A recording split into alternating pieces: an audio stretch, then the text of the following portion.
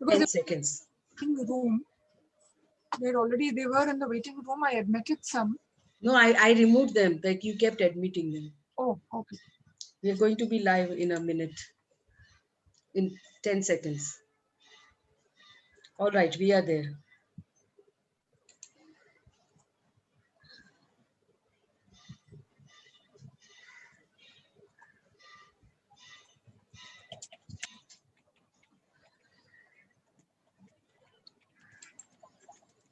Yeah.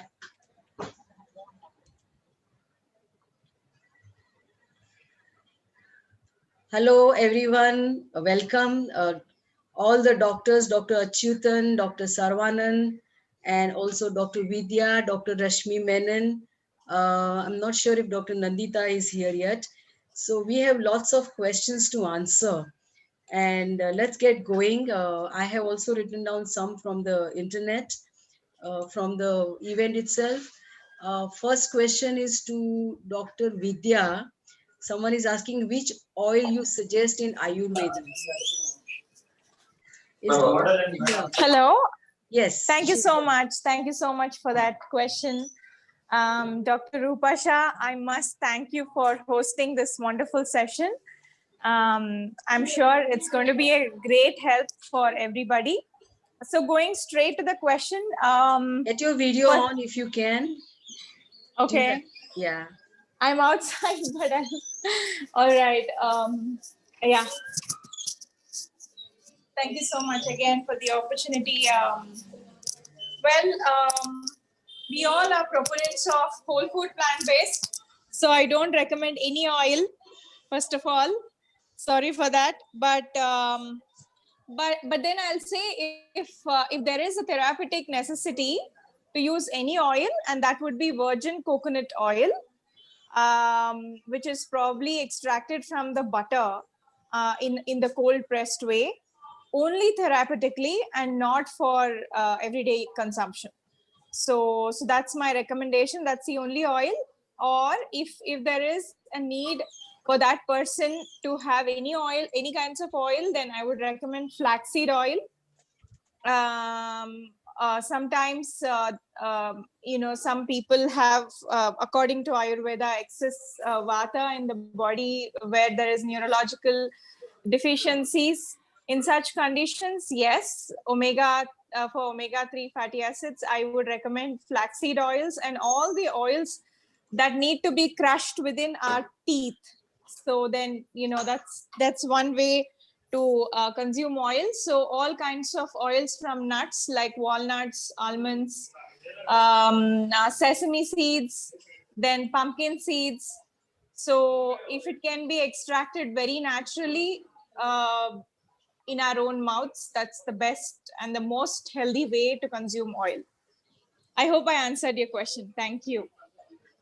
All right. The second question is maybe Rashmi, you want to answer? Dr. Rashmi, aren't we supposed not to combine fruits with other foods?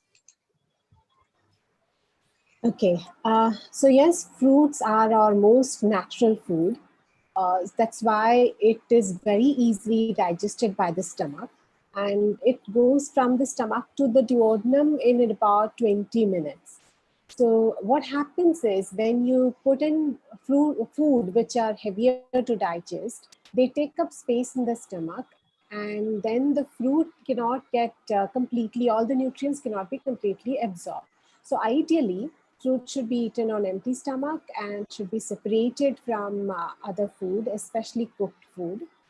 But if you're not able to do it, keep a little bit of a gap, maybe that can also work. And if you're not having any fruits at all, then it's okay to start by eating fruit with cooked food than avoiding fruit completely. Because some patients I have found that they say it's very difficult to manage eating fruits first, then eating cooked food, eating salads first.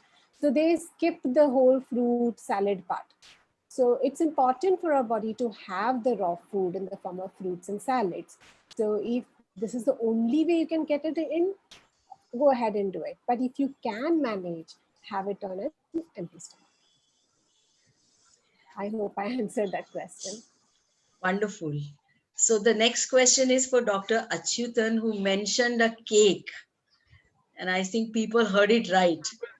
Some healthy cake that you can keep eating and not gain weight. I think it was a very highlight of the entire talk for 1 hour. Cake nahi khaya or cake khaya or wajan nahi badha. So if you have a secret recipe, you can share it here in the forum.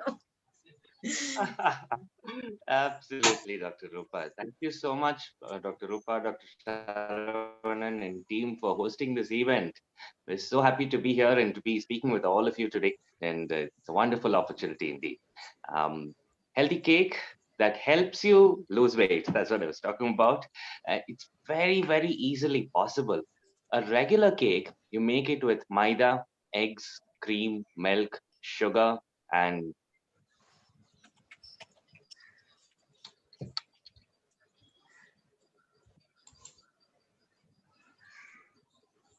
Doctor, of them are foods that are going to give us better health, right? But all we need to do in order to eat the healthiest possible cake is look at the ingredients, and that's the key.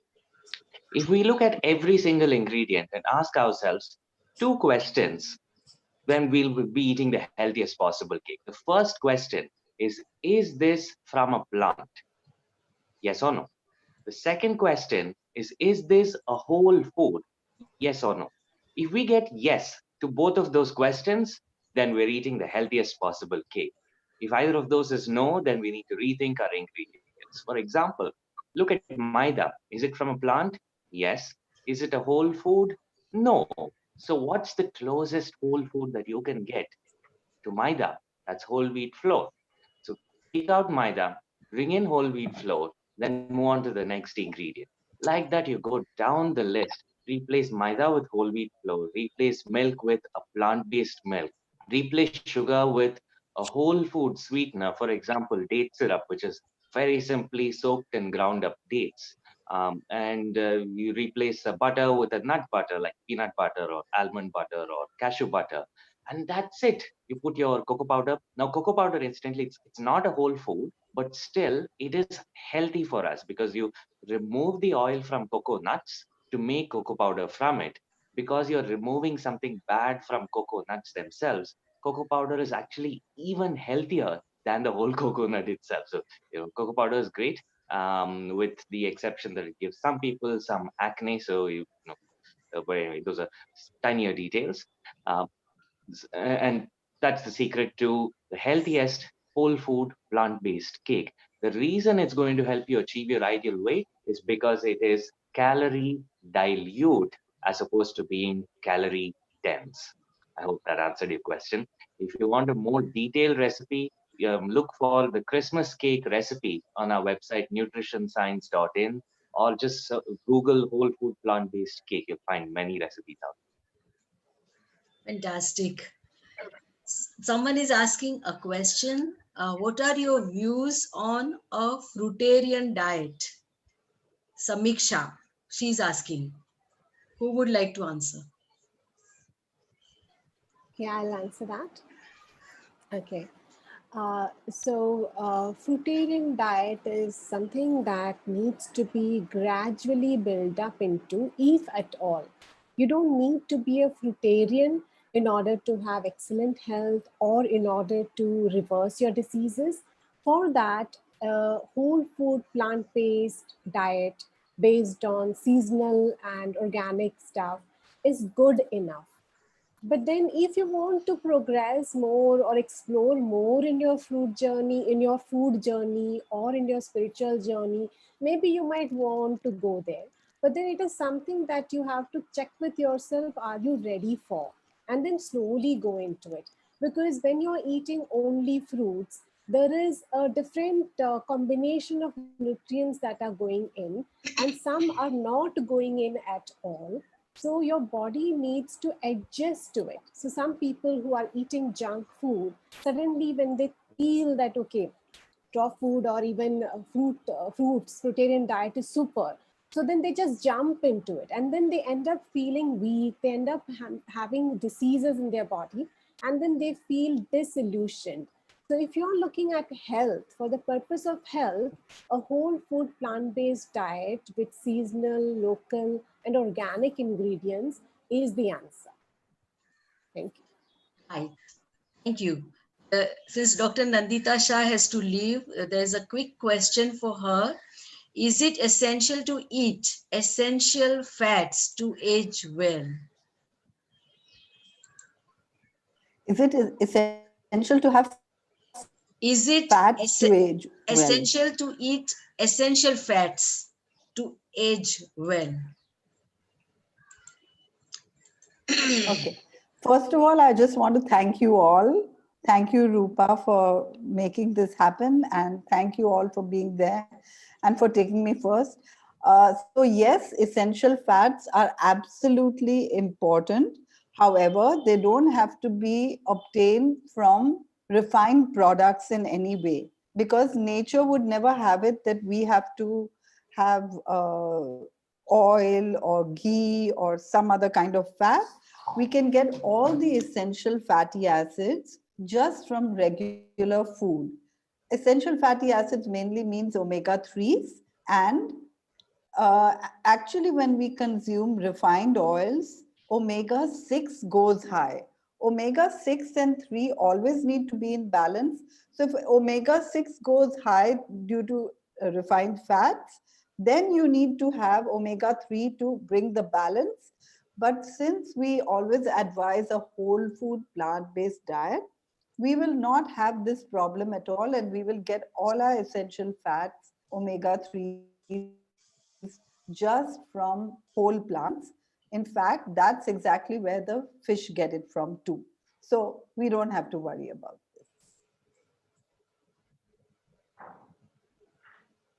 this. One more question for you, Dr. Nandita. What are your views in clean meats? Is it ethical and healthy to eat them? So clean meats were So mentioned personally- like laboratory made from the cell line or something. Right, right. So personally, I'm not for meat in general, and that's because, you know, meat per se is not our food, and therefore it won't create health. However, I am an ethical vegan, and I really appreciate the fact that there are clean meats available, because it will reduce the amount of animal slaughter substantially if everyone eats clean meats. I mean, everyone who needs to eat meat eats clean meats. So I think it's a great transition point. However, I won't say that clean meats are healthy, because meat, fish, all animal products have the same composition, which is high protein, high fat, and no fiber. And what our body needs is lots of fiber and phytonutrients, and therefore we are lacking there. Yes, wonderful. The next question is for Dr. Achyutan. They want to know your website. Sure. So our websites are nutritionscience.in. That's NUTRITION, nutrition and science, SCIENCE.in. That's an online learning platform for plant-based nutrition, for recipes and online courses on learning plant-based diets.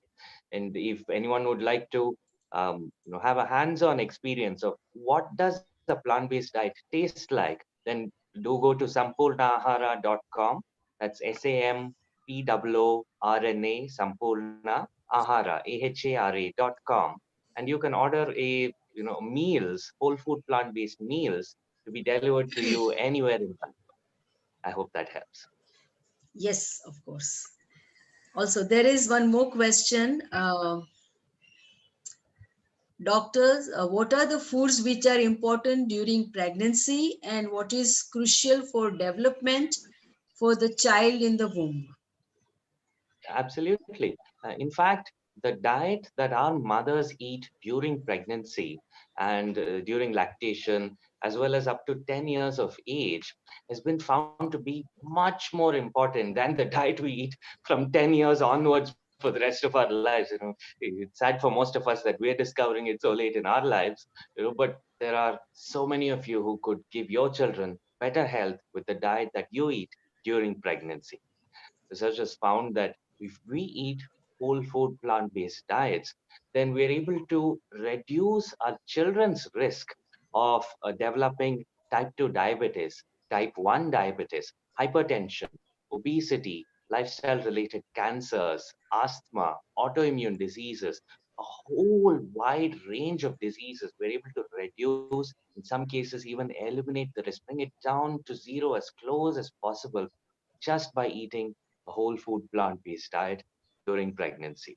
It is not important to consume ghee. It is important not to consume ghee.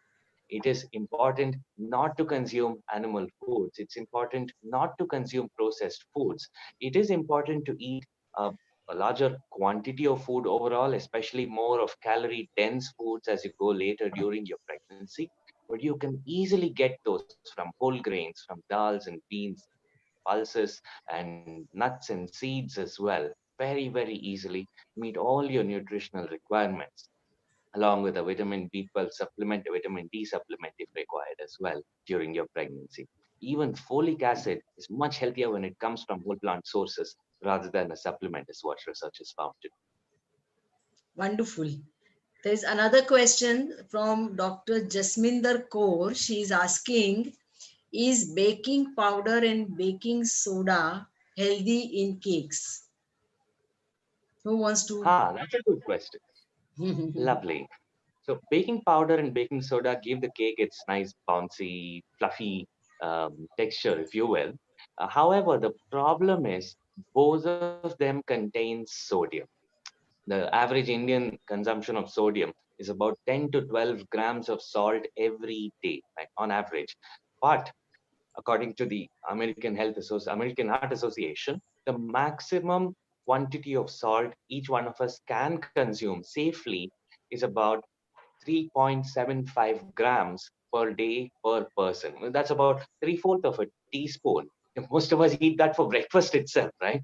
And that includes baking soda, baking powder, and common salt. Now, in baking powder, there's an additional problem that some of them have aluminum used in it, which further causes health issues. So, the first step is to find an aluminum-free one, but even more important than that, it contributes to our sodium consumption. So when you use baking soda, baking powder, make sure that you simultaneously reduce your consumption of salt and use sparingly, not on an everyday. And so it was my birthday yesterday, and we made at Sampurna Ahara a fudgy dark chocolate brownie, absolutely delicious, and not resin, no baking powder in it whatsoever, but amazing, divine to the taste. Wonderful. Is Dr. Vidya here? Dr. Vidya, are you there without camera? I'm there. Yes, so someone is asking, Kamya Arora is asking that how much raw vegetables can we eat as per Ayurvedic recommendation? Raw vegetables. You are muted. You're muted. 1 minute. Yeah, now we can hear you. Okay. So, according to Ayurveda, food should be consumed as per Prakriti. Prakriti is body constitution. So, people are born with this Prakriti, which actually has a very characteristic, it's a very different characteristic that governs the body. So there is a combination of Vata, Pitta, and Kapha. So all these are cellular intelligence which govern every cell, organ, tissue, and it governs the physical, mental, and emotional well-being of a person. So based on the Prakriti, Ayurveda very clearly mentions if you are able to digest the foods, including raw foods or cooked foods, any food that is digested well by your body is an indication of health and wellness. So if you wake up in the morning energized, rejuvenated with the kind of food that you eat, then that means it suits your body. So if a person is consuming raw foods, for instance, sprouts or raw veggies, and anything that you feel is very fibrous can give bloating for some people, but for some people, they feel great when they wake up energetic, then yes, that means you must consume it.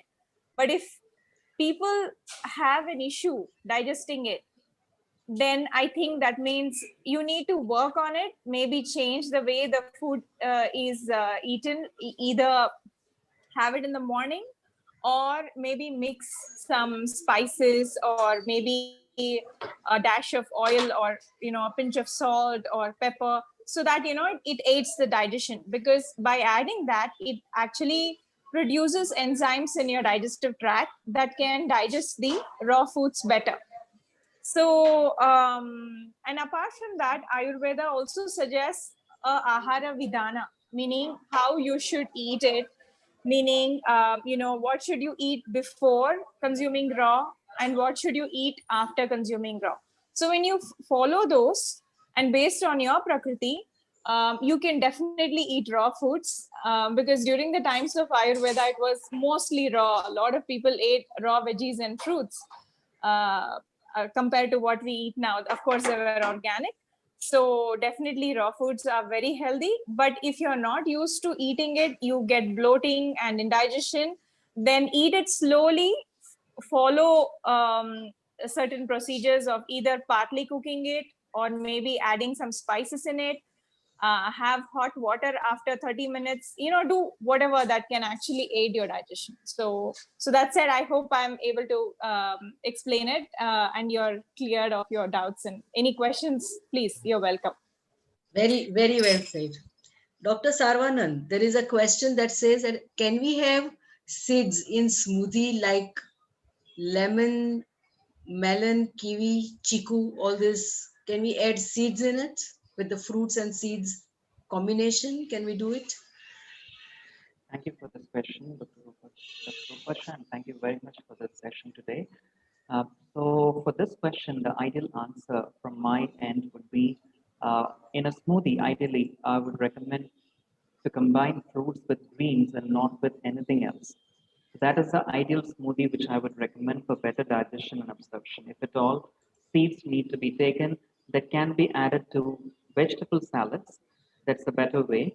But if a person is not able to, bring in seeds in other meals, and they may have to pack it in the smoothie itself, then it's okay than not eating seeds at all. Especially chia seeds can be added to a smoothie. But the ideal combination is on a green smoothie, just pulpy fruits with fresh organic greens, not even the stem, just the leaves.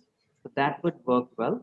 And to enhance the taste, they can add a little bit of berries or dried fruits, not nuts, just the dried fruits like raisins or dates. So that would be ideal for good digestion. I hope this answers the question. Thank you. Yes, wonderful. So there is another question that is about breads. So someone is asking that, Mudra is asking, almost all of the Indian breads have yeast for the texture and taste. So is the yeast okay to use as a vegan? Achyutan, Dr. Achyutan? Sure.